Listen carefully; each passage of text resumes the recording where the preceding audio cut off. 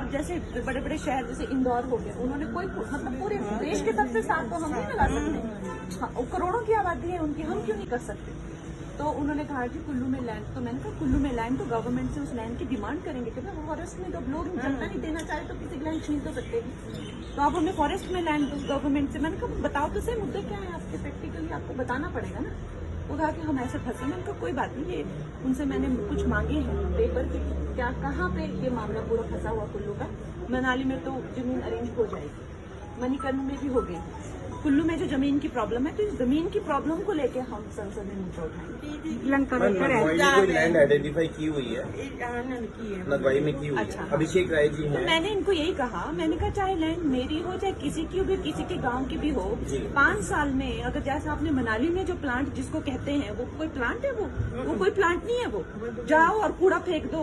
तो 10 सालों में जैसे कि हम जो शहरों में देखते डेंगू और मलेरिया एक से बढ़ के एक वायरस हो रहा है, तो वो तो हमारा तो यहाँ पे पूरा एक नरक बन जाएगा रहने के और लिए। अभी मैम जो साइट आइडेंटिफाई की है वहाँ पर अभी कुल्लू शहर में सबसे पहला मॉल बना है, वहाँ पे इतने सारे रेजिडेंट्स हैं, कम्यूटर्स हैं, वहाँ पे डेली 400 बसेस की एंट्री है। हाँ। और वहीं पर ये अभी लगाने जा रहे हैं, तो वहाँ तो बहुत बड़ी प्रॉब्लम हो जाएगी। वो पार्क है, नेहरू पार्क है वो। नहीं तो देखिए, मैंने वही कहा कि अगर वहाँ पे नहीं है क्या, दशहरे में 5 देवते देवते भी बैठते, देवताओं का स्थान भी है, तो वो तो खैर इन्होंने जो कहा कुल्लू में, इन्होंने मुझे जो कहा है, उन्होंने कहा कि कोई लैंड आइडेंटिफाई नहीं होगा है, तो जो मुझे डीसी ने, मैं आपको वो बता रही हूँ, अगर ऐसा कुछ है तो आप हमें लेटर, इन्होंने जो हमें कहा कि नहीं है आइडेंटिटी, तो आप उसकी चिंता मत करिए, आप कोई अफवाह करिए।